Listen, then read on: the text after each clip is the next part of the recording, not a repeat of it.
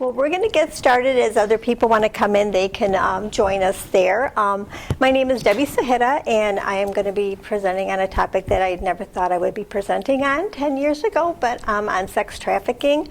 I'm going to do just a kind of a little overview. Any one of these slides can be talked about for hours, but I'm going to give you kind of a brief overview of what sex trafficking is in the United States and why it's important for us as Christians to stand up and do something about it.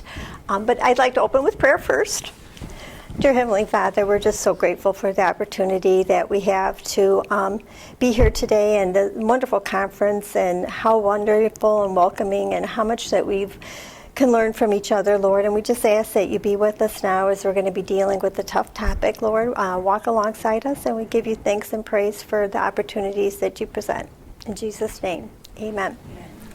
Okay, and I'm going to have to, they haven't brought back a clicker yet for me, so I'm a little bit slow here.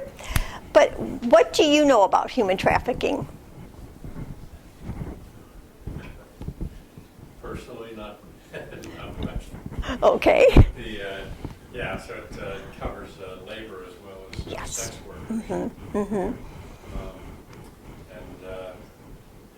We attended a session on Thursday. Okay. And it's haunted me ever since. Oh. All this, Yeah.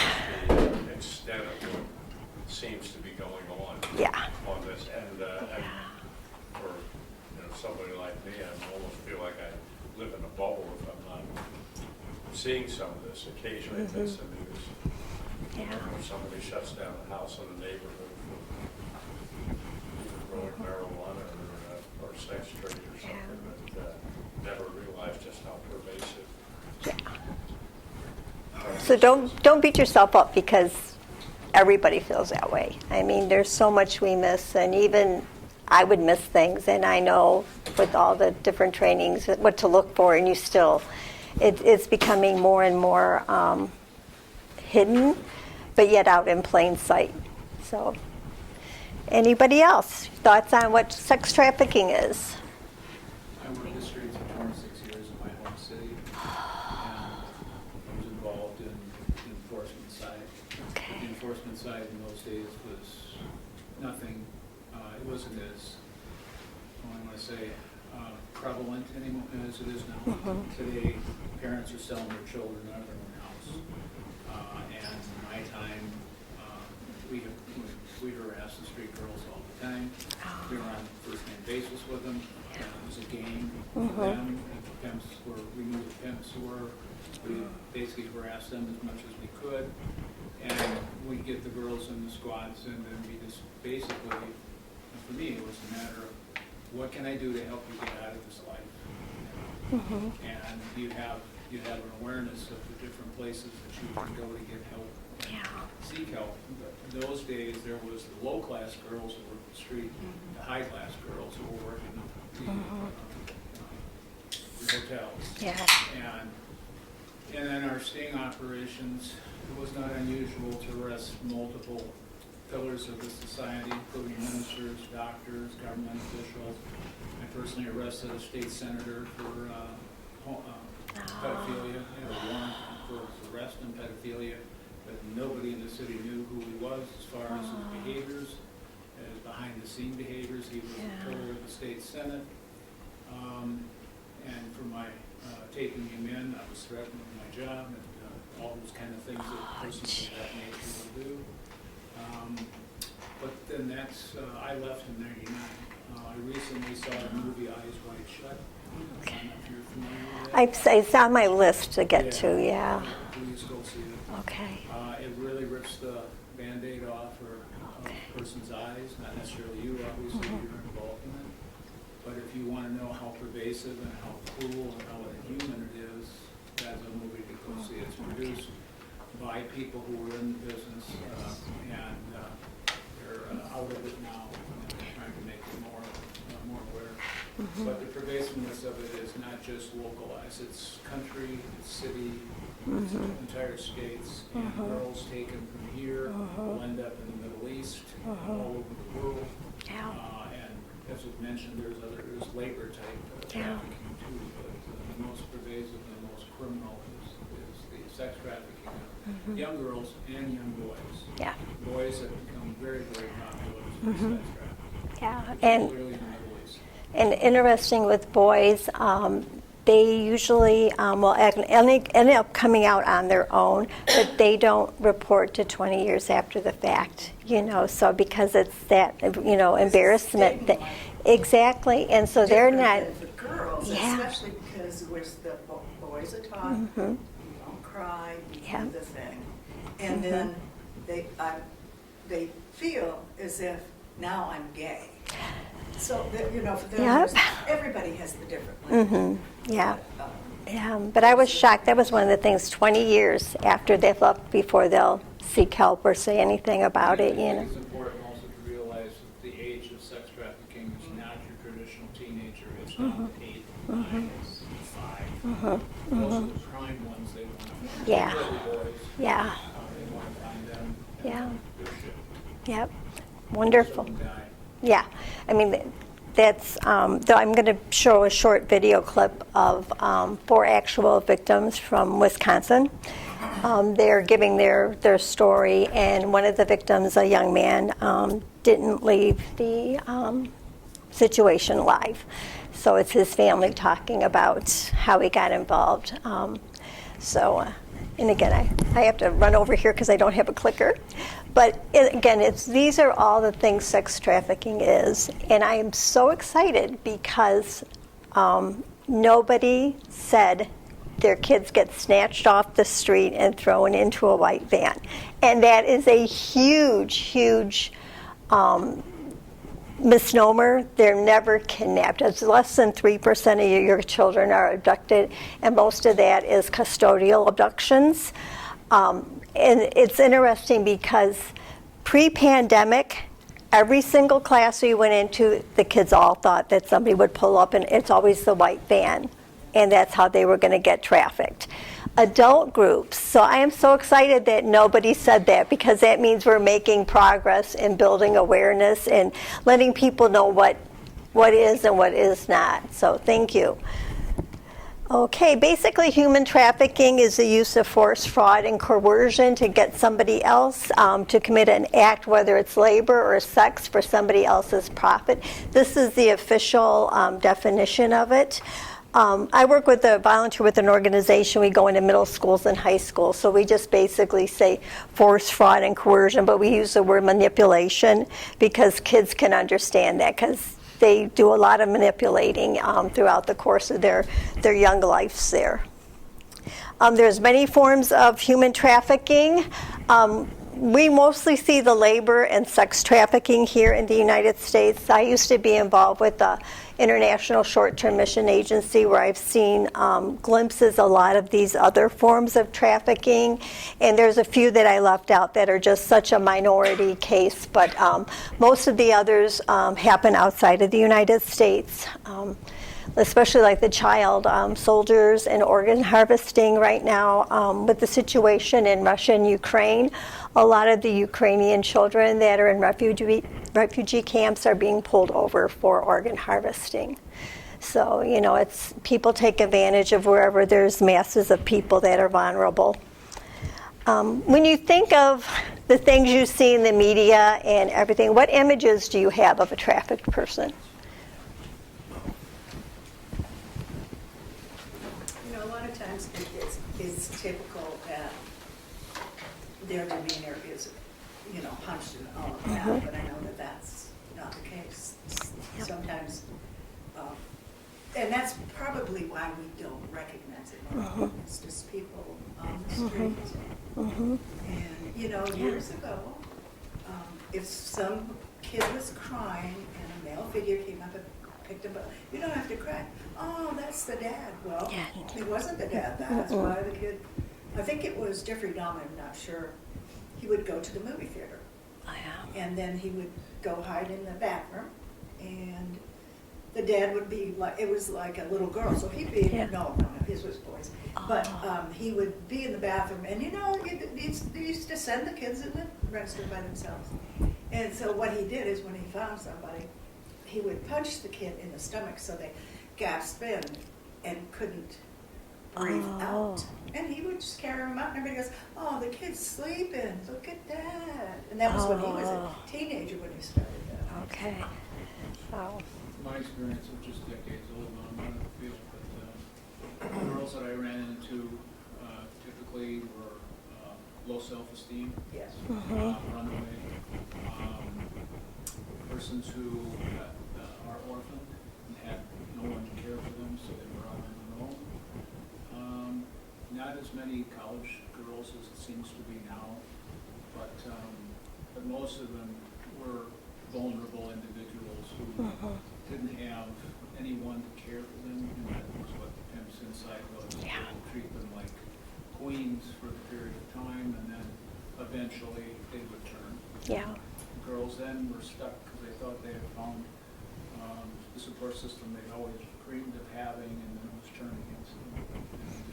And, in the streets, I'm wearing hearing aids, and I'm really having a hard time hearing people. Can Okay. people talk up? I am too. Okay, so if everybody could speak up, that would be great.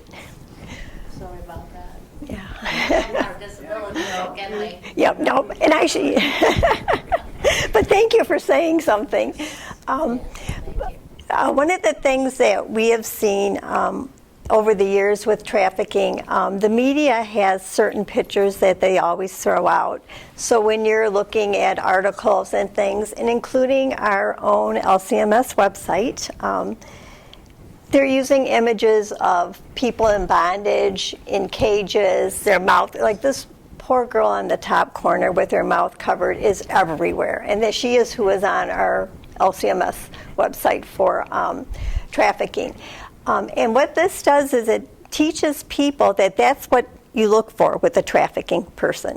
You're looking for that, and you're not going to see that in the open. People aren't openly covering somebody's mouth, or they're not going to be bound. So it's causing a false sense of identity for what we're looking at. I'm going to show a short video that really shows like the transition of a young person into a trafficked person.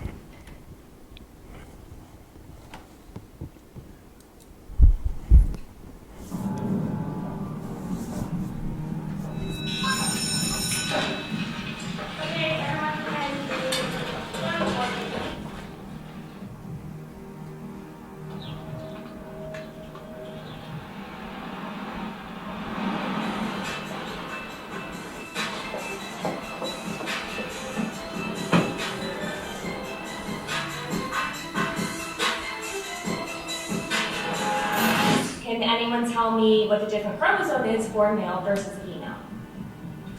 Yes. XX is female and XY is male. Correct. Mrs. Burroughs from here. No notes.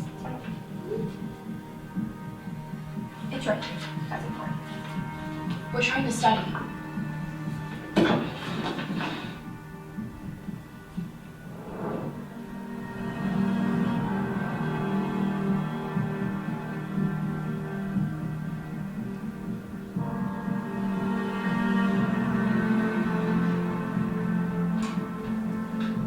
What is this?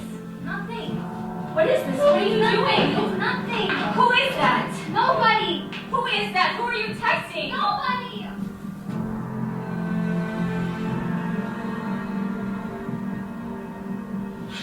So you didn't tell your parents that you were coming over here tonight, right?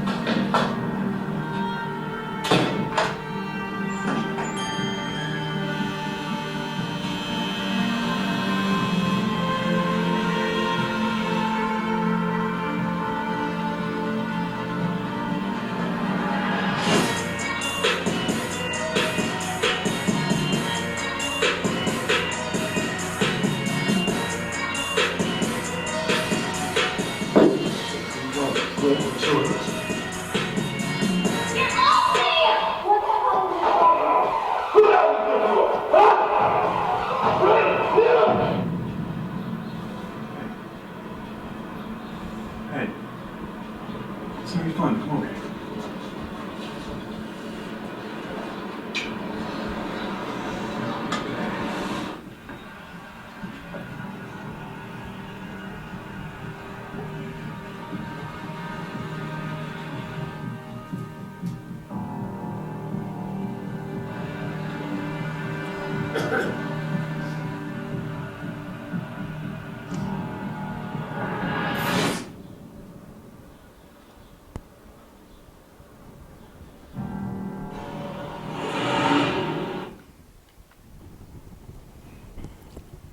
And this is, a lot of times what we're seeing, our teachers in school will tell us that they can start seeing a transition in their students as they're being groomed. This is a typical victim's profile, and right now most of the organizations are saying 12 to 14 is the median age for kids being trafficked, but we have been asked now to start doing something for 5th and 6th graders because, as the gentleman said, it's as young as 5 years old they're recruiting, and they're recruiting through the games for the boys, and girls are on games as much now too as boys, so that age is going to be dropping.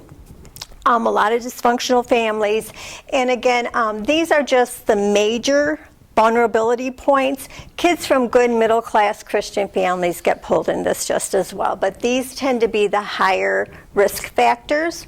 They're socially awkward. Prior sexual abuse is huge. Unsupervised kids, because they have time, they don't have supervision. There's no one to set boundaries for them. Drugs and alcohol, they will introduce alcohol first because if it's a younger child, that's an easy fix. They're stretching their comfort zone. If they can get them to drink alcohol, then they know they can keep expanding. Homelessness and foster care, about 70% of the people who have been reported trafficked or in the process of going through recovery, 70% of them have come through the foster care system. So again, it's that lack of love and concern in a family. Risk takers, a lot of them, it's fun going out with an older guy buying her things. They don't make that correlation. They seek love, and that is the biggest thing. They're looking for somewhere to fit in, and this goes with the LGBTQ community. They're looking for a place to fit in, and these traffickers will fit them in. They show them love, respect, so they're pulled in. And people with disabilities is another growing area right now for trafficking. There is a niche market for people with physical disabilities, and people that have mental disabilities are easier to manipulate. So these are kind of like the basic victim profiles.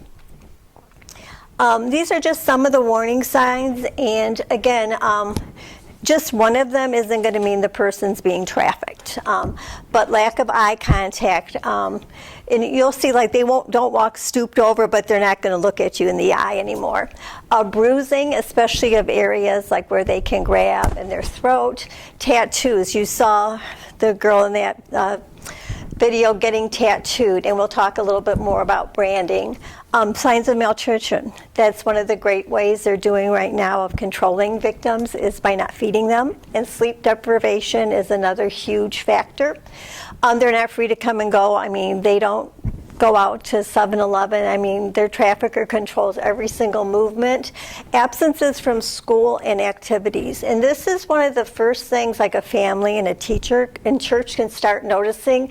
When that youth starts pulling away from things that they've always loved, whether it be a sport or choir or whatever, if they start distancing themselves, it's a huge red flag. Being secretive and mistrusting, even with their friends. They don't, their friends may never meet their new boyfriend or new girlfriend.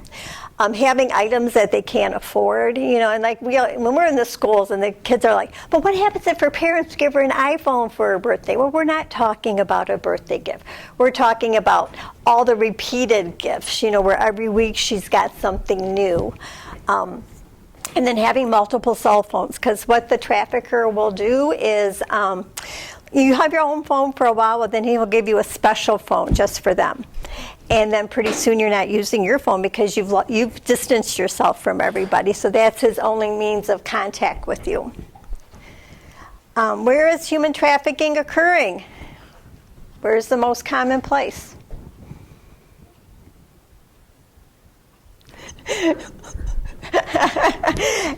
Actually, it's a little closer than you think. It's right in your homes. Those kids are on their phones all the time. or with homework, especially like since the pandemic. And I will tell you, it was really interesting. On Monday, I just returned from Thailand. I went over to work with an organization there. We went in all their ministry centers, and the public schools invited us in to talk about it. And all these kids are on their phones all the time. One little boy said, and he was probably, I'm going to say about 9, because they're small people, so I'm going to say he was about 9. He's on his phone 20 hours a day playing games. And again, this is a situation where the parents are working multiple jobs. They live in the slum, that sort of thing. But they're right in their home, in their bedroom at night. And I will suggest for parents and grandparents, encourage your adult children, if you have grandchildren, get that phone out of that bedroom at night. Turn off your modem at night. Don't allow them to have computer access, because between about 12 midnight and 3 a.m. is when traffickers are perusing for kids. And kids are just now, with growing up with the phone, if that phone dings, they've got to text or they've got to do whatever they need to do because they're being contacted. So they're not getting sleep. They're not getting rest. They can't make decisions. And so that way it's just another form of weakening their line of defense. This is another video. Do I have anybody here from Wisconsin? There was a few people that had signed up there from. All right. These are 4 people from Wisconsin. This was done by the Wisconsin Department of Children and Families, and it's actually a 5-part video series, but I think this one is just really good about giving you an idea of the variety of people that are trafficked and their circumstances.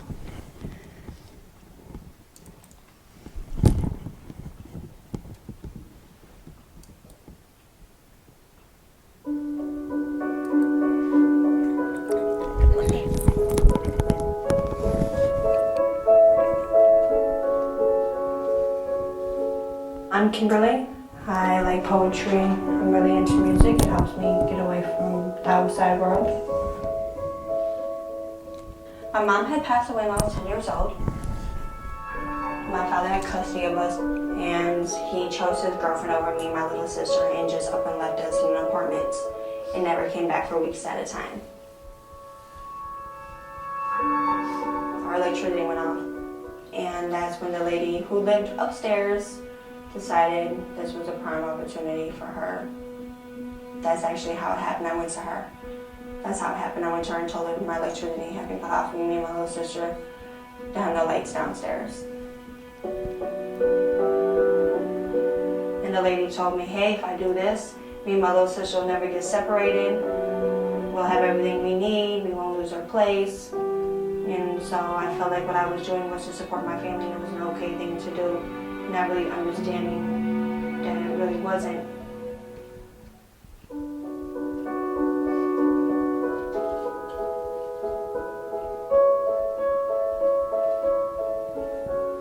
I'm just a typical young girl that liked to play with Barbies, play basketball, and I ran track. Church too, I went to church, sung in a choir. Had 2 other siblings, and I was the only girl. I wouldn't be who I am without Caitlin, because Caitlin brings the girly out of me, and she makes me feel like I'm furious, like I can get whatever I need to done. It was my sophomore year in high school. Me and my parents had an altercation. I had left. I decided to leave. I ran across some different type of people that I never thought they were. I thought they were friends. I met the girl at school. I thought she was my friend.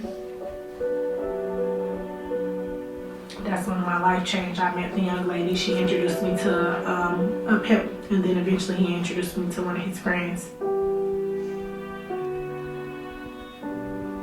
To see someone that you love, someone that you call your sister, could go from just being this bubbly young lady, we're going places and we're happy, and the relationship is different between our parents, to now it's she's not really around her parents, she's going out of town.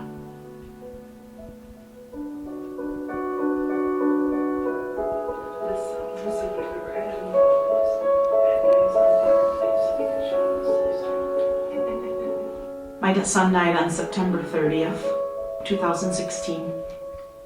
He is a boy who was trafficked, but I also want you to remember that he was a beautiful young man. He was super funny and like outgoing. He loved art. He was super good at art. Between his drawing and his writings, he really has quite a talent.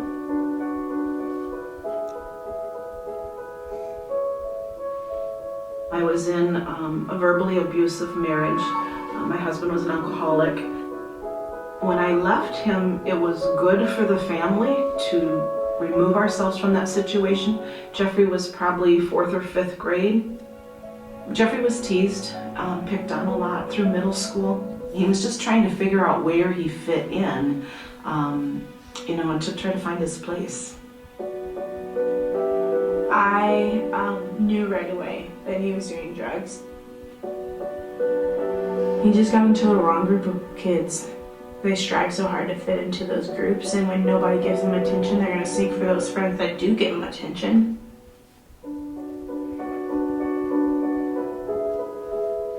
There was a point in childhood that my parents divorced, so then my mom was a single mom, because my dad was just kind of not really in the picture. I was probably 15 when we moved here. So when I came up here to the schools, the transition, it was a hard transition, so I had dropped out at that time, and I did end up pregnant.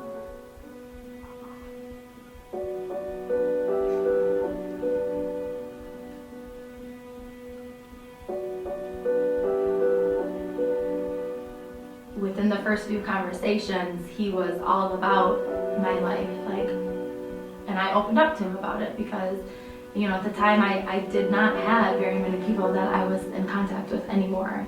And then, within a few weeks, it turned more into a sexual relationship. That went on for, a week or two before he brought up, trafficking me. He took me to Grand Island, Nebraska. By then I'm 16. He exploited me. I was working at a club called Larry's, and at that time they allowed young girls to come dance as long as they had an ID. He supplied everything I needed. The ID, the fake social security number, the clothes, the whole 9 yards for me to go work at the club. She eventually said, "Best friend, I'm stripping." And for me it was like, what? Why? And she's like, "I can't get any money." The first time he exploited me, I didn't know what to do. I was just looking at the man I can't do this. And once I didn't, there was consequences afterwards.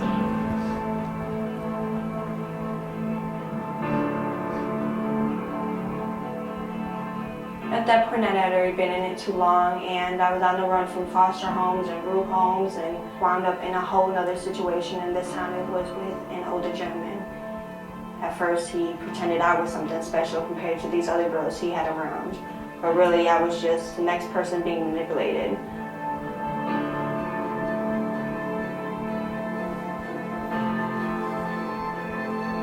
That was when I realized it was something different when I watched him beat girls, and then he started to beat me. When the abuse started happening and realizing that I was looking for love and that's not really what it was.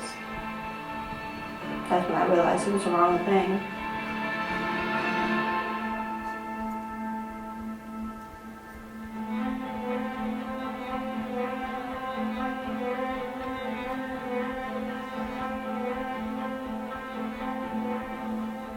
Kind of his way of making money while he was on the road was either to sell drugs or to dance in clubs. So he was dancing in a club in Madison, and a man was outside of the club, and he said, I know that you're a minor, and I can help you out, and you can make a lot more money than what you're making right now, and I'll take care of everything you need. And of course Jeffrey's gonna say yes. He was down on his luck, he was living on his own, really not having much, and this So he went.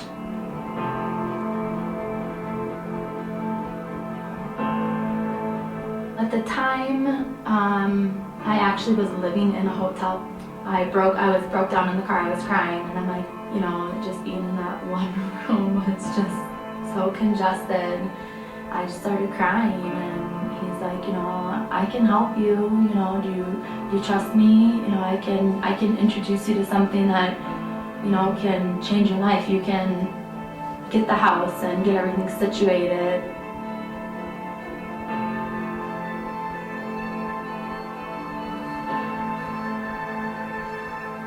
He told us that he was drugged up so much that he lost all concept of time. He recalls having sex with 10 women and being beat up at least twice during that time period that he was captive with them. And you could tell that he wanted help. He wanted to be home. It's hard for me because I wish I could take his pain away, but I couldn't.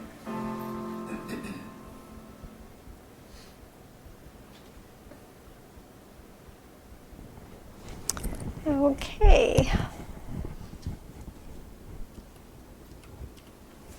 What do you see in this video, the videos of these folks that there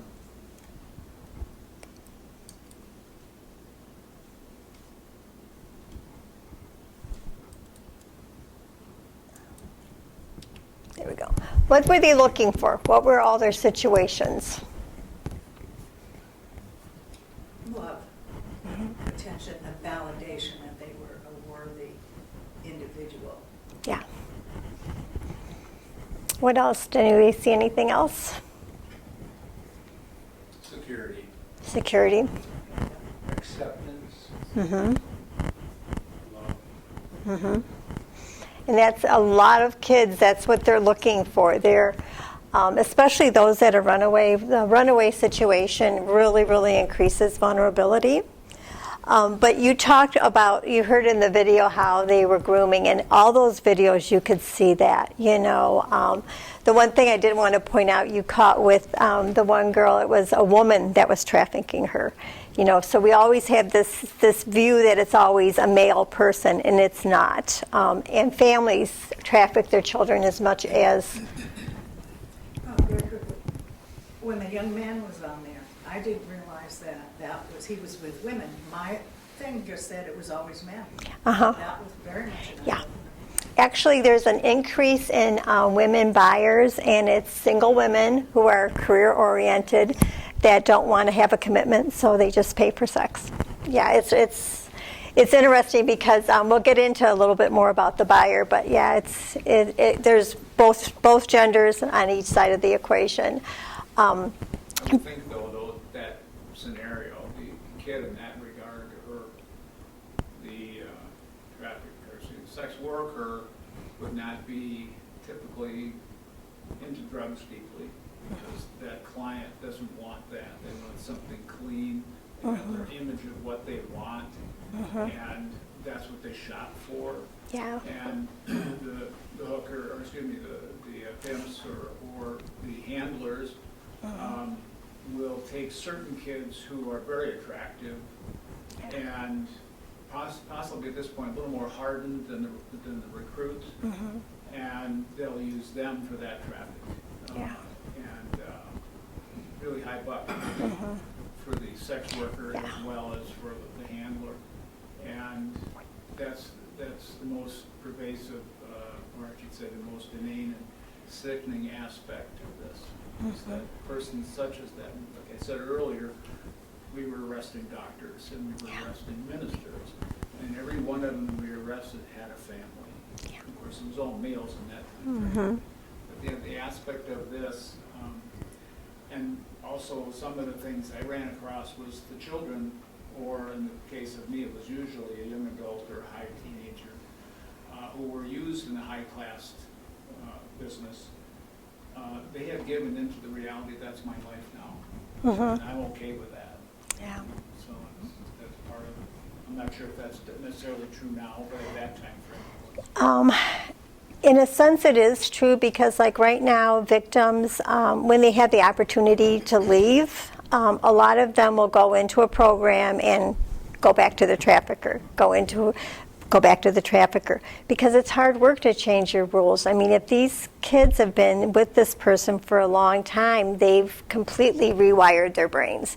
You know, so they don't think like a normal kid that hasn't gone through that trauma. So it's very hard for them to transition. So they say it usually takes the third time for one of them to come into a recovery program before they stick it out and stuff. And I give those people a lot of credit for making that video, because that had to be so hard to share their story, but it's so powerful. Whenever we have another video series we use in the schools, but when we use this one, we get a lot of, the kids are pretty shocked by Jeffrey.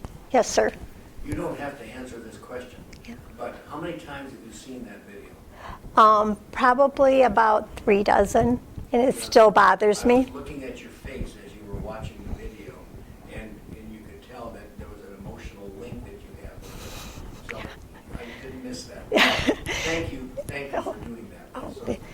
It's funny because the organization we work with, I've probably seen the videos probably 2,000 or 3,000 times, and I still pick up something, and there's still scenes that make my gut turn. And, you know, as long as that's happening, I know that's what God wants me to do, because it just, and with Jeffrey, he died on my son's birthday. So every time, my son just had a birthday in September, and so I thought, you know, this young man that could have had so much potential. And I think that's the part, as a mother and a grandmother, that's hard for me. These kids that are getting sucked into this have so much potential that for them to regain that back is just going to be so much work for them. I mean, and I was talking to some people yesterday, you know, the organizations that offer a Christ-based recovery program, those victims have a much higher chance of coming out a little bit more whole, because we know Christ is the only way that's going to heal that kind of trauma. But there's so many groups out there that's doing something, so I'd rather get them out of there and then have the church and community bring them to the Lord, you know. But again, they work very hard at gaining trust. They invest time. They provide. You heard that in a couple of situations. They took care of everything for me, you know. So it's providing that false sense of security, and they isolate their victims. And you mentioned that they moved them around, and that's one of the first things they'll do once they start trafficking. They move you out of the area. Just like purchasers of sex will go out of their area, because if there's a bust, they don't want their name in the local paper. And well, more on that. That's a really sore point for me. Debbie, one thing I noticed too, kind of a common thread, is that there was a lack of a strong daddy in that the life of that child, and a male figure to show them this is how men are supposed to be. Yeah. It's very true. Good catch. Forms of recruitment, we have person-to-person, which is your adult to the youth. We don't see this so much like out in the public anymore. We do have it a little bit. I'm in Appleton, and we have a huge mall, and we have traffickers that work the mall. You know, and luckily our mall security has been very trained on this, so they're constantly watching, but they can't do anything, like you said, until they act. You know, so they're constantly watching the monitors and things like that, and that would be a form of that person-to-person, and it's an adult to youth. We are starting to see, and this is what breaks my heart, is the youth-to-youth recruitment in our high schools. I mean, you can sit there in a class, and it's happened 3 times, where you could see the girl that's recruiting eyeballing down the girls that she's working on, and just like, they don't know what they're talking about, you know, kind of a thing, you know. And we're seeing it right in the classrooms, and the teachers are seeing it. So that's just a really sad thing, because what it is they have this boyfriend, and the boyfriend saying, well, why don't you bring your friends in it? They can make money too, and and they're actively recruiting. Through your community, and that could be something as easy as job opportunities they're posting, especially for your acting and modeling and music type things. Your family. Family trafficking is huge. and over 70% is the mother figure in the household. It's usually a single parent home. They have needs, whether they're a drug addict or alcohol. They don't have rent, so they send their little girl down to service the landlord. I was very surprised when I found that. I thought it would be more the male figure in the household, but it's the mothers. Your homeless kids and your runaways, they're another huge population that are very big to recruit from. False job postings, and this is interesting because you see this a whole lot more out of the country. One of the older kids in Thailand was telling me that they get a lot of recruitments to work like in Korea and then what was the other, Israel, in the gardening sector. And most of them are false. There's a few legitimate organizations that recruit that way, but they get a lot of job postings through their social media. And then again, social media and gaming. Gaming is a huge problem right now because it seems like all the kids, including girls now, are on it. But it's not only the gaming situation, but they have all these chat services that you can learn how to play that game. So it's like doubling their exposure to people who are predators. Sexting or nudes, this is just out of control. This is a new form of flirting for our kids in school. They don't think anything of it. I was surprised to hear that it's just as common in Thailand. I mean, one little boy said, "Oh yeah, it's normal. We know where to get porn at." You know, it's like, you're this tall. How can you know where to get porn? But they do. But a lot of it is driven by peer pressure because everybody's doing it, so they're constant bombardment. And it used to be in our era, bullies were in the schoolyard. You got to go home and close your door and you were away from them. It's right at their phone now. Constant 24/7 bombardment of bullying and pushing to do this. And they finally do. You know, they give in very easily. And then our need to get likes and shares to get our self-worth. You know, we can have so much self-worth if we get so many likes and shares. And so it's just, this has just gone crazy. And the interesting thing is the schools are trying they try to bust these kids on this, but the parents don't seem to be alarmed. Oh, it's just harmless, you know, and it's not harmless. Because once a nude is passed electronically, it is out there forever. So when these kids are going for jobs or for college, you know, right now, you know, your social media profile is your resume.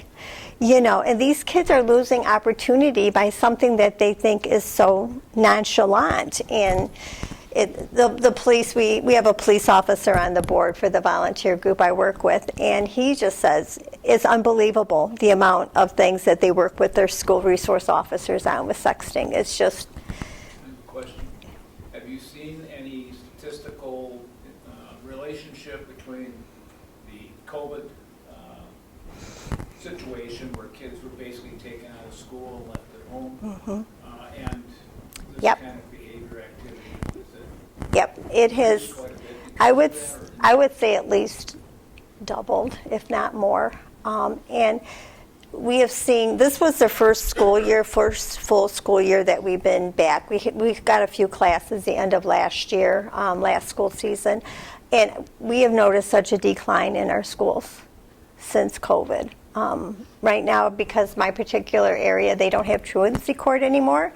So if kids don't want to sit in their class, they just pick up and leave. You know, they sleep in class. The teachers can't do anything. We're losing teachers by the dozens. But as soon as they can come anywhere near retirement, they're leaving because they don't know how to cope with this. The schools have tied their hands. They can't help these kids. And it's just, and it's really gotten bad. I mean, you have kids in class that are on their phone the whole time we're trying to do a presentation. And the new, they know our expectations. Well, you have parents at this time frame that have totally cashed out a responsibility for their children, and they'll basically support them in the behavior that they should. You mentioned it before. Well, it's just, but there are actual parents who will fight that they can do this. Yeah. We support this. We should be doing this. So.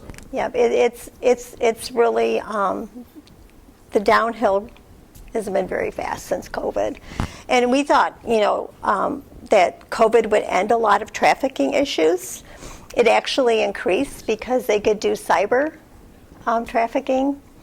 And so they were making as much money without having to put out a lot of revenue for hotel rooms and the such.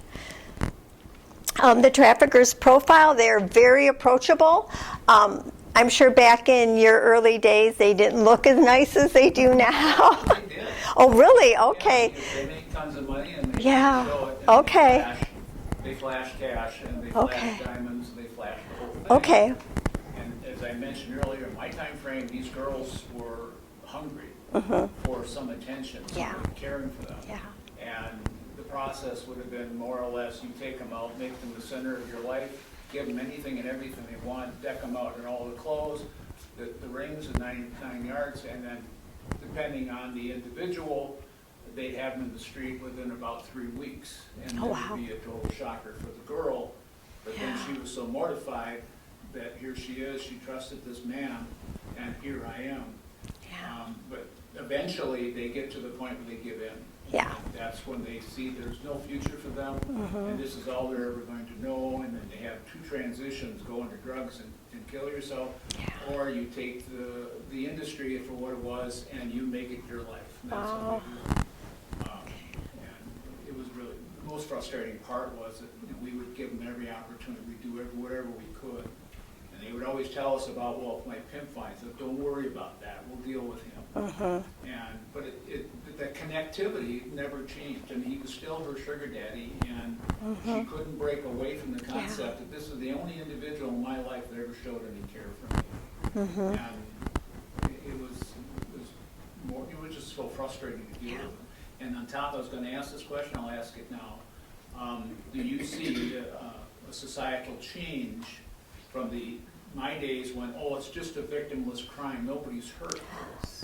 And is that still prevalent? Because literally the political class is deeply involved in this, whether you like to think about it or not. And I would say, prejudicially, I'll look at how many people do you have here today to talk about this? People don't want to deal with it. And it just assume if I can't see it, then it's not there. Yeah, exactly. And our society is grooming our young children to just think this is normal. There was a recent TED Talk out where a woman, I couldn't even watch it. I watched about 30 seconds of it, and I got so angry and sick to my stomach I couldn't.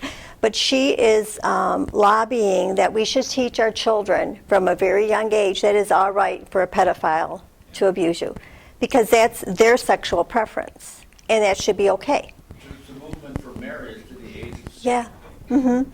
It's just parents, like when we go into a new school system, which it can take a year to a year, 2.5 years to get into a school system, because we work with the administration, then we do a thing for all the teachers and staff, and then we finally have a parent night for the school.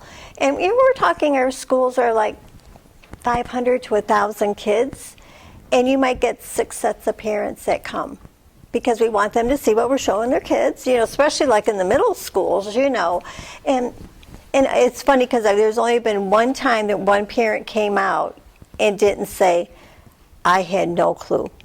And I think, not that they want to be bad or neglectful parents, but I think they're so inundated with the same thing. They're on their phone all the time. They have so many outside demands that, not that they don't care, it's just, it's not relevant until something happens, and then the outcome of that something happening is tragic. But these guys are approachable. They're usually 10 or more years older than their victim. They are amazing listeners, especially when they're grooming them online. They will listen to anything that child says and pick up on it, and that's what they become. It's their favorite game, their music, their movies, they have the same problems with their friends, their parents.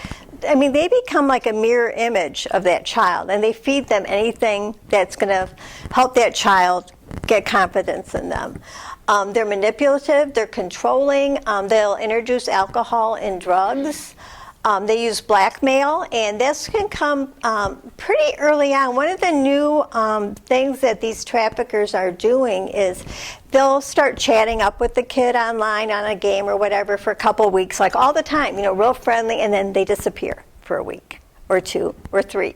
Then they pop back into this kid's life. Well, this kid is growing so dependent on this relationship, it makes them even more inclined to engage with this. And then they'll hang out for a while and then pop out, and usually by the 3rd time they pop back, that child is ready to say, well, hey, they'll say, taking it offline, let's take this conversation offline so that way it can't be tracked.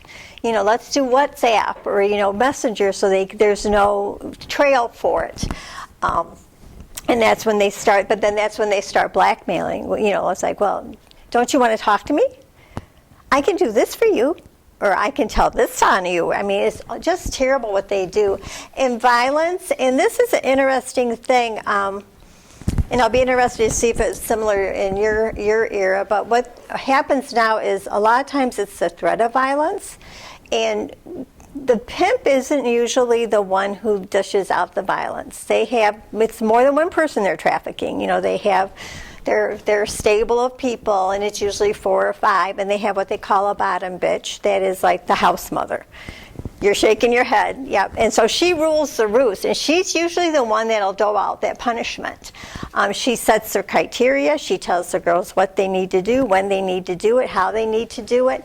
And a lot of times there's a threat of violence against their family. We had a speaker in Teresa Flores. Are you familiar with her, from the Detroit area in the 80s, 1980s? Well, it's really interesting because I'm hearing you from 1999, what's happening now, and her from 1980. It's the same situation, except back then they had Polaroid pictures because they didn't have the electronic stuff now. But the same situation, the blackmail, threats against her family. All they'd have to say is, yeah, your brother wore a red shirt to school today. She'd do whatever they wanted because it was a threat against the family. They isolate their victims. This is huge because if they isolate them, nobody can intervene on their behalf. And then familial. It's very family-oriented. And this goes back generations. I mean, these traffickers could have a grandfather that's been trafficking. It's very in their family culture. Online is huge. We talked about this quite a little bit, but they present themselves as equals with the kids. The kids don't have any idea. And when we asked the kids, and they were much more open in Thailand than they here in the United States, when we asked them, well, what's your criteria for taking a friend request that you don't know? Well, if we look on his profile and we see that he knows one of our other friends, we'll say yes. It's like, well, what happens if they're doing the same thing to that kid? They don't understand that this person could have a false profile, but yet they'll tell you, oh, you just make a false profile. It's like kids just don't put the dots together, and especially if they're up all night, they're losing sleep. They're not thinking clearly. Their brains just are not working. They will monitor, the internet traffickers will, so they're looking for that kid that's had a really crappy day and is complaining about it online, had a fight with their parents, broke up with their boyfriend, broke up with their girlfriend, and they use that as an inroads. They'll set up a meeting after the relationship is in place, and it's really hard to identify this form of trafficking because you saw it's the kid's doing it in his bedroom, hanging out on the couch with a blanket over his head. I mean, it's right in front of you, but yet you don't know what they're doing. You assume, because still a lot of kids are doing online education thing, you assume it's innocent, but chances are it's not. Or I shouldn't say that. Chances are they could be approached easier. Because whenever we do these presentations, I always feel like I don't want it to come off with like this is happening to every single child. Every single child is going to be exposed to it. It's those that have the vulnerability that's going to take the bait. The gaming, we've talked about that quite a bit. They're doing a new scam on gaming where somebody will try to approach a child and try to lure them off, and then somebody else jumps in to kind of dissuade this kid on this. And it's the same person doing the good cop, bad cop thing. So then he gets them to start talking to the good cop, and the next thing you know, that they're having problems. Homelessness in the United States is a huge risk factor. You know, again, we look at here, there's 41,000 unaccompanied minors every night that are homeless. A trafficker will approach a homeless youth within 48 hours because they can tell. They get off the train or the bus or wherever they're at. They don't have the correct clothes on. They don't have food. You know, so it's like, well, you look hungry. You sure you don't need a sweatshirt? And the next thing you know, the kid's going off with them. And you heard that in Jeffrey's story. You know, the guy approached him outside the club. You know, he could help him with all his needs, you know, and of course they're going to go. They're not thinking clearly. But this is a huge avenue for recruitment. And then here is where the LGBTQ community is, because a lot of homeless are LGBTQ.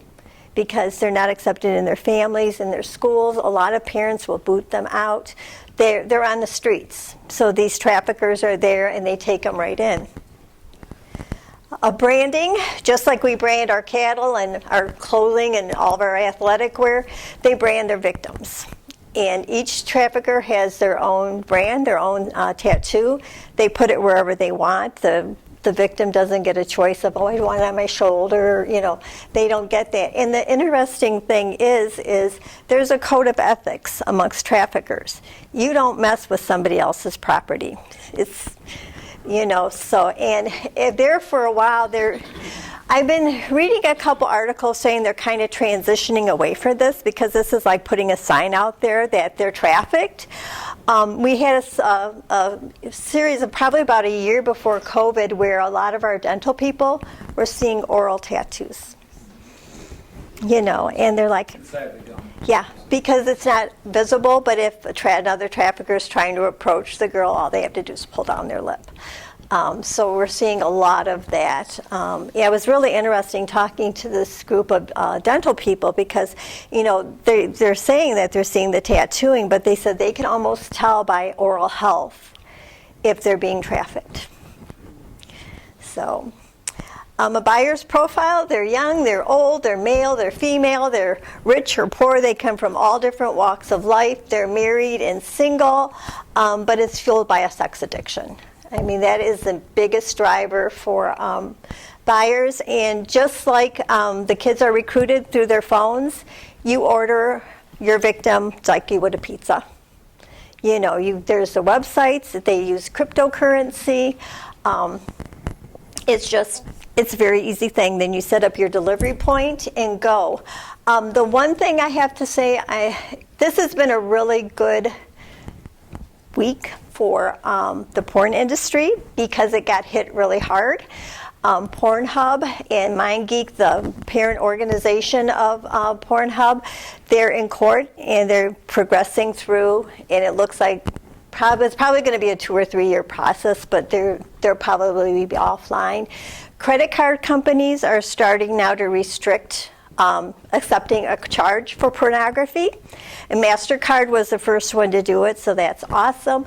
Google is now putting a lot of restrictions in for age, so that things will be blocked out. Again, that's only if they have a legitimate, reasonable, truthful, profile. But a lot happened this last week to push this safety issue forward. Pornography is huge. Over 28,000 people are watching pornography every second. And this is just in the United States. This is a U.S. statistic. Over 3,000 dollars every second is what is being made by porn downloads. So it's just a huge industry. And,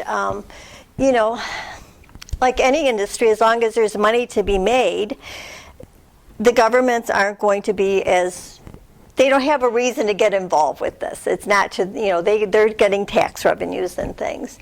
The sad thing is like you were saying, politicians, our clergy. The statistics from a Barna report last April were 57% of our clergy and 64% of our youth workers are watching porn on a regular basis.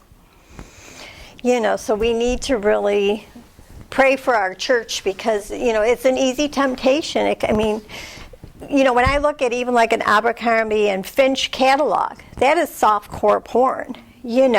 So much of our advertising is porn, so that you really get desensitized to it. I threw this slide in there because there's so many things that you can do as an adult if you see trafficking happening. Law enforcement is your first line. You know, they will, and you can correct me if you did it different in your age, but we will tell our kids and our adults that we talk to, if you see somebody that is trafficked, don't run in and try to save that person. That is a commodity and property for that trafficker. So they are going to not only hurt you, but that person is going to suffer grave consequences when they get back. So call the police, get a description of the car and the person that trafficked them. Be proactive with that. 211 is a really, really unique service that they actually, if you call 211, and some locations have it, a few don't, a few states don't, but you can tell them your area code, or zip code, and what you're looking at, and they can give you list and list upon service providers. It's amazing. We flew in from Spokane, Washington, and when we got to the Salt Lake City airport, we used the restroom, in the women's restroom anyway, there was a specific phone that says, you need help trafficking, whatever. Yep, we're starting to see, when I got off the airport in Phoenix, I saw the Blue Campaign had their signs up in the bathroom. I went, yes, that's awesome. But in their schools, you know, in Wisconsin, we have school resource officers, so they're actually a police officer assigned to the schools. Your community and healthcare services, family and adult members, faith community, friends, and friends' parents. And we had a gentleman in to do a speaking thing for us, and he works quite a bit with the sexting industry, and he did a study. And what do you think is the first person that a child will reach out to tell them what's happening? I'm just going to say maybe a friend.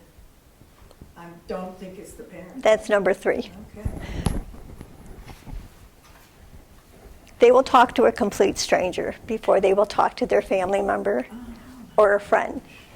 And the second one is their dog.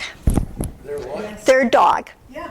They will sit there and tell their dog everything and cry on their dog. And I mean, we were all like pretty shocked that, like, we figured stranger was coming up on the list and stuff, but for it to be a top, because it's not threatening to them.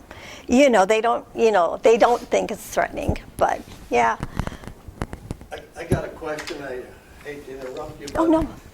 before you quit, I have a great niece whose parents have divorced, and I watched this girl grow up, and my question is, can you give me or the rest of them any advice when you know a person that fits in that vulnerable category?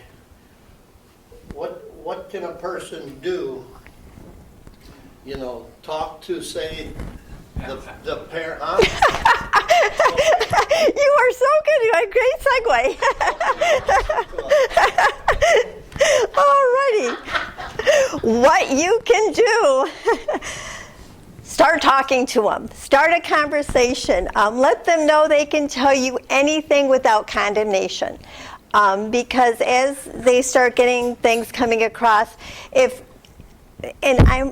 I would be the first one to be very reactive, because I can be very reactive. When they come up and show you what they got on their phone, you can't go, oh, what did you do? How did you do? How did this? What did you? You know, you can't blame them. This is happening to them. They are not seeking this out. So you want to make sure that they can talk to you without any form of condemnation. Listen to them and believe them. I'm sure you've seen it a lot where, you know, people are reporting family abuse, but nobody wants to do anything because they don't want to turn poor Uncle Joe in. You know, listen to them and believe them. Wait patiently for them to share, because if it's a bad situation, it might be difficult. If they're coming to you to talk to you, you want to open up that line of communication and be a good listener, a reflective listener. If they've already been abused, if it's already got into that point, abuse rewires your brain. So instead of it saving memories on a timeline, it's fragmented. So as they're saying things, it may sound like they're lying because they're remembering different scenarios. So it's a part of just brain trauma. Reassure them that it was good that they told you. Again, communication is huge. And you've got to keep encouraging, because this might take a long process for them to come out and say everything that they need to say. But you also have to be honest with them and let them know that if it is something that can be a police issue, that you may need to share it with somebody. You know, and I don't want to say you have to ask their permission, but they need to be aware that this is going to happen, because they're going to be re-victimized again when they go through the process of contacting the police. Not that the police are doing it deliberately, but they have to know the facts. They have to see the phone. They have to be able to access things. Keep it confidential. You know, this is not something you're going to bring up at the next family dinner, you know, or send out to your prayer people, because you want people to be praying, absolutely. But you also want to respect that person, because they're going to be going through a lot. And if they lose their confidence in you, then they've lost their lifeline. And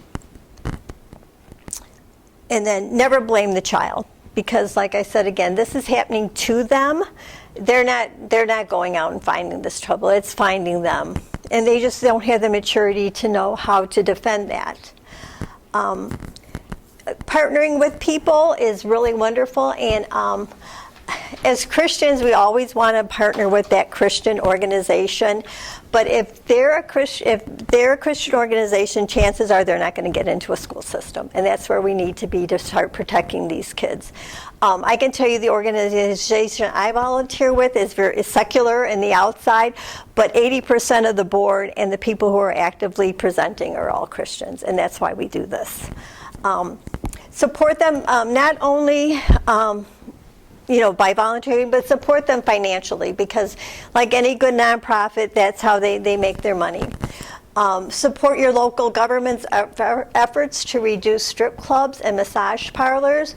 Those are two huge venues for trafficking to happen. And with that, just being mindful of things like nail salons and ethnic restaurants. I mean, these people, Chinese restaurants are notorious for trafficking. They bring in the whole family, they live on site. It's just so being mindful of that.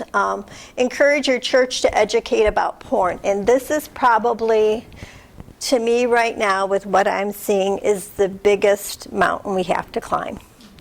We have to educate our churches on the damage that pornography is doing. We have to make it a safe place for somebody to come forward and say, yes, I have a problem with this. Have a support group. Have accountability software on their phones. I mean, this is an area, if it wasn't for pornography, we wouldn't have the demand for the sex trafficking that we have now. So again, this to me is a huge factor.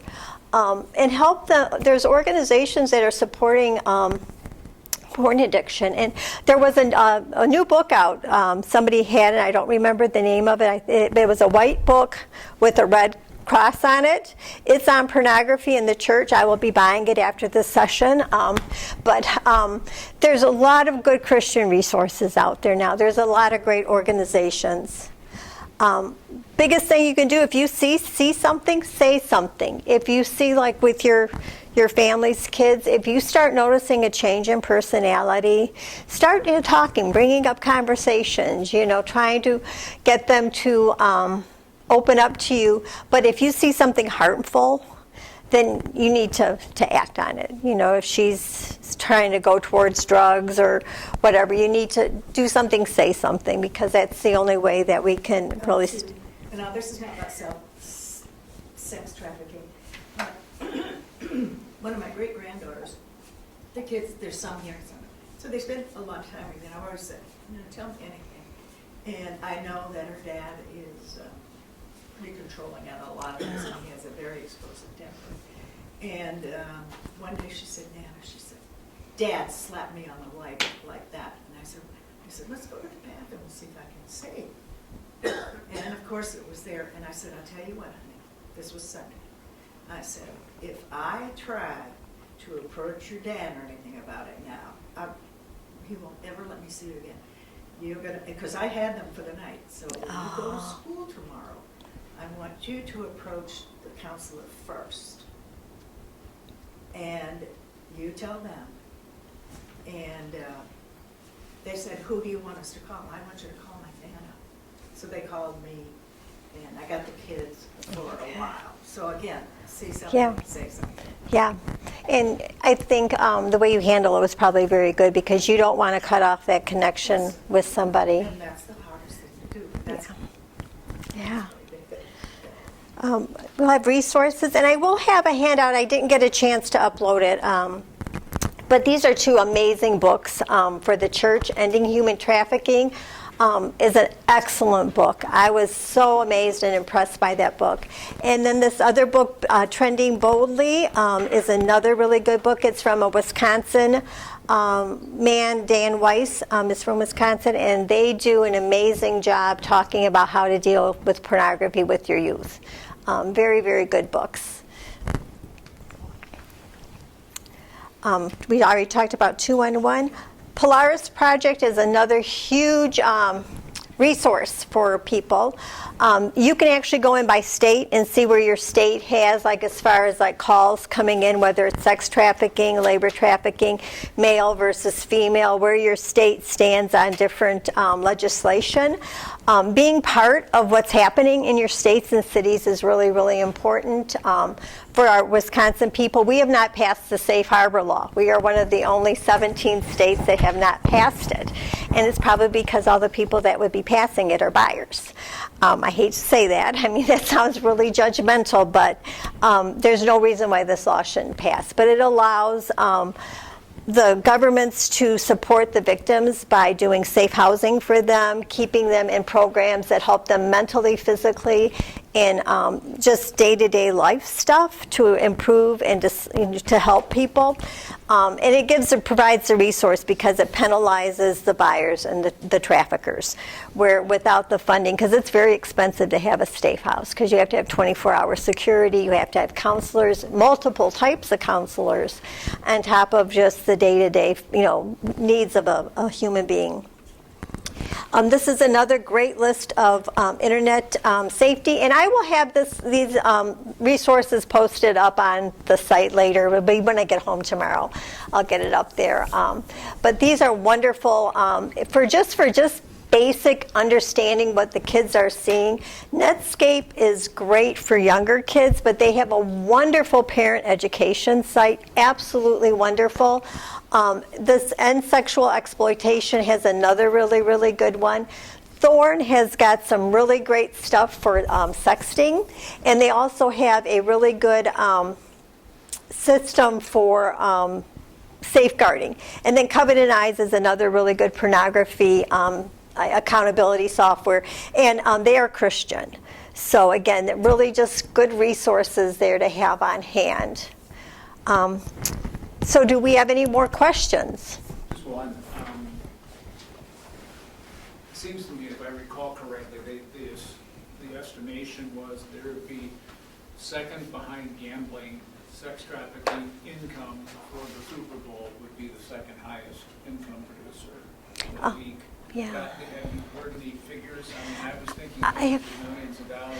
Yeah, I haven't heard figures, and it's really hard because of knowing, I mean, the traffickers don't file tax returns, so you really don't know. But whenever you have any kind of major event and there's money, men in hotels, there's going to be an increase in trafficking in that revenue. And today I would have women do that. Yeah, exactly. Yeah, so it's just, anywhere, like they say, anywhere there's easy on, easy off hotels, you're going to have a trafficking problem. I'd be interested in knowing what your background is. I didn't hear. I was in law enforcement. My first career was law enforcement in Minnesota. And I worked the streets from the early 70s to the late 90s. And I had a lot of interaction with girls working the streets. Not so much, this style of sex trafficking is altogether new to me because we didn't have cell phones in those days until the late 90s. And kids were still very naive. My experience was trying to fight a system that was telling the world that it's just a harmless crime. It's the victimless crime when you because they want to be there. And from my age, I think the lowest I ever was seeing girls were 15, 16. Minneapolis? St. Paul. I hate to think about Minneapolis. You what? I hate to think about Minneapolis. We are the nicer of the two cities. I visit Minneapolis a lot. I'm well aware of the city. We usually tell the criminal class, you want to do anything, you go to Minneapolis, you live here quietly and legally, you can go over and do whatever you want, we don't care. And Minneapolis would do the same thing to us, so. Yes, sir. Yeah, for me, this is a troubling thing and frustrating because for me, two of the factors that are significant here are marriage relationships and family relationships. And with the breakdown of all those, and it's frustrating. My wife and I have been involved in Lutheran Marriage Encounter for 40 years, where you try to put building blocks together so you keep families and marriages together. So it's tremendously frustrating when people are not aware of the foundational stuff that needs to change. And the second thing that's frustrating, and I had no idea what I'm talking about here, but our law enforcement guy may. Why aren't there more tougher laws on all this kind of stuff? It's like everybody's just kind of shutting their eyes and letting stuff happen. And that's uninformed and ignorant, but that's what it feels like. Not getting supported by law. I feel like that, but I don't feel so much by the law. I feel it's the judicial system. Gotcha. I agree with that. You find more prosecutors today who are supported financially by outside organizations, particularly certain individuals in the world that's well known, and they have come to the position where they do not enforce law anymore because society has reached a position, and I'm dealing with guys and gals who are still on the job, and what's really going on now is that there's a loss of what do I want to say, confidence in law enforcement today. They go and they arrest people, and in Minneapolis during the Floyd circumstance, a gal would be arrested, and they were they were bailed out within 15 minutes, and they were back on the street before the people who were writing the reports could get back out, and they were back into the same behavior. And it's not just that rioting type behavior; it's almost any criminal activity today. Our societal criminal justice system has been converted into a social justice agency where no one should be held accountable because there's all kinds of reasons why they are that way. And law enforcement is blamed as being one of those reasons they're that way. So. You know what just came to my mind in this conversation is the fact that in this sex involvement, I've been told or whatever that wasn't prostitution the oldest profession in the world? Yep, they say that, but nobody ever wakes up wanting to be a prostitute. I mean, that's not what little girls dream of being. It's because they have a need that can be the only way that they can support themselves. They're forced into it. But I mean, my thinking right now is, it's gone on for so long, it's just a commonplace, isn't it? Well, I think now because of how our onlineness, being online, the media, social media, gaming, even like as adults, Pinterest, you can traffic people off of Pinterest.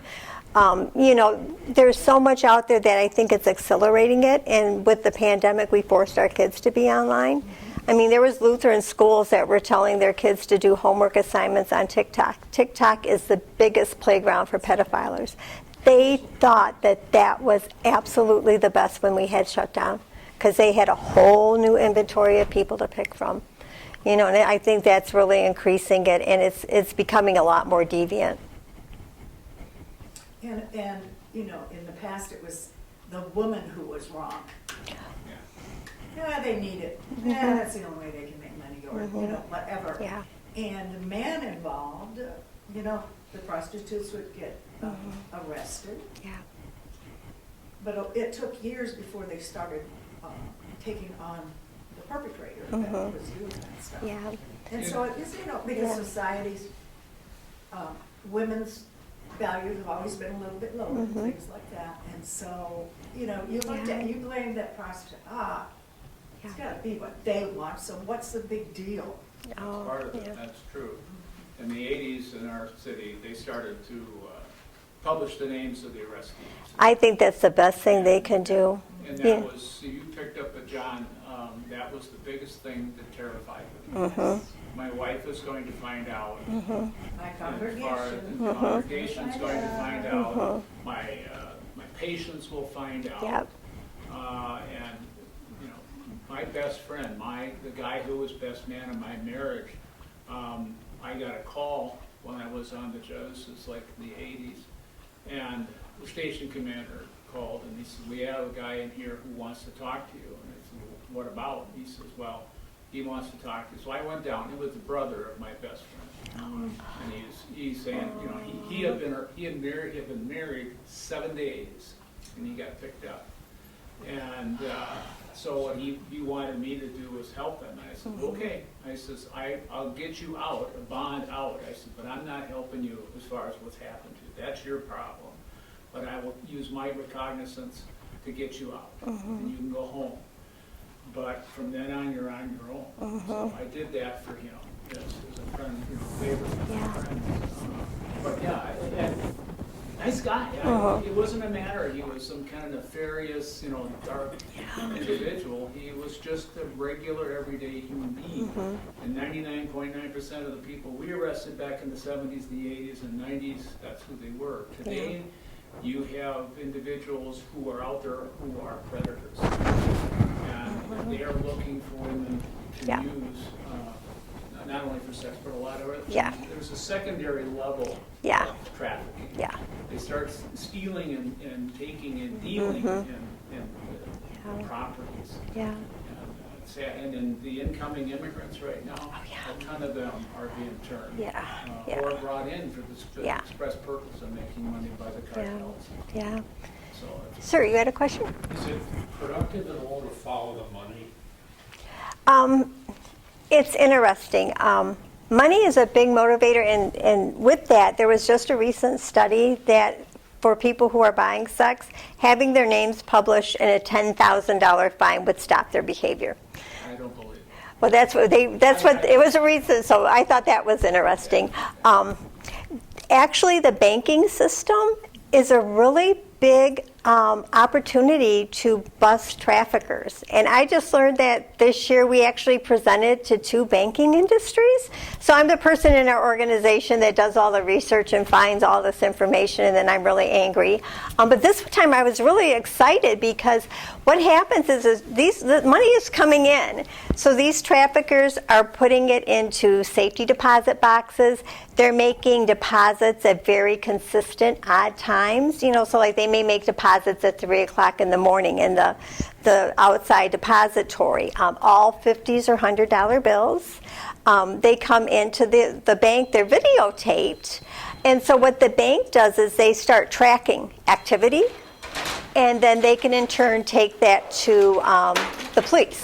And a lot of times it was interesting because the bigger organization that deals with training banks and their laws on reporting, a lot of those police officers are already watching these individuals. So they can track them that way, and then they can come in, and instead of the victim having to face that perpetrator and that trafficker in court, the bank can do it so they can arrest them and charge them on a secondary charge.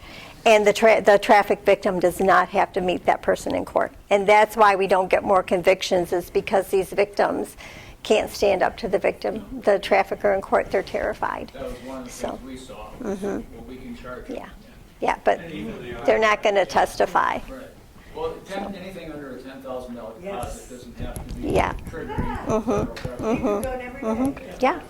$10,000 deposit every day.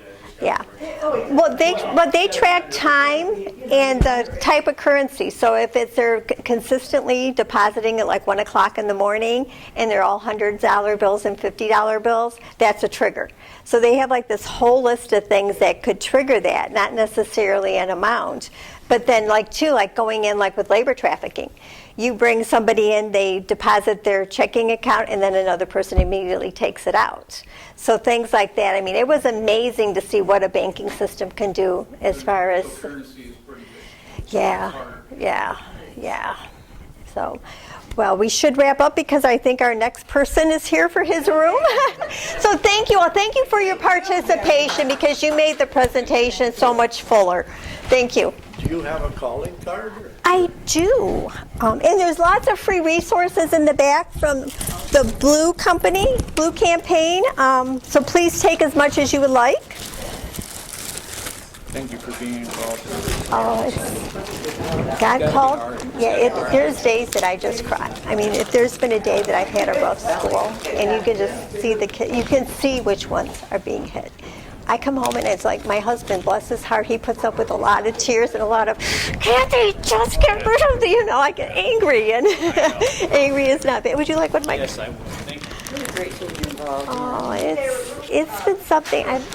More labor and international trafficking earlier. So what's the company that you're using? Well, I volunteer with Five Stones for the schools in the Fox Valley area, but I've been doing a lot internationally. I just did a symposium in Central and South America through Lead a Child, all the school system, and I just came back from Thailand doing this. So God's opening a new door for me.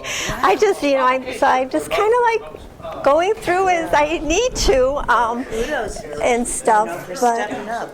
You'll upload your slides, right? You're gonna I'm gonna the last 4 with the resources on there. Okay. Yeah. Perfect. Thank you. Oh, you're welcome. So good to see you. You too, Linda. Yeah. Yeah. Sin City of Minnesota. Oops, let me turn this off.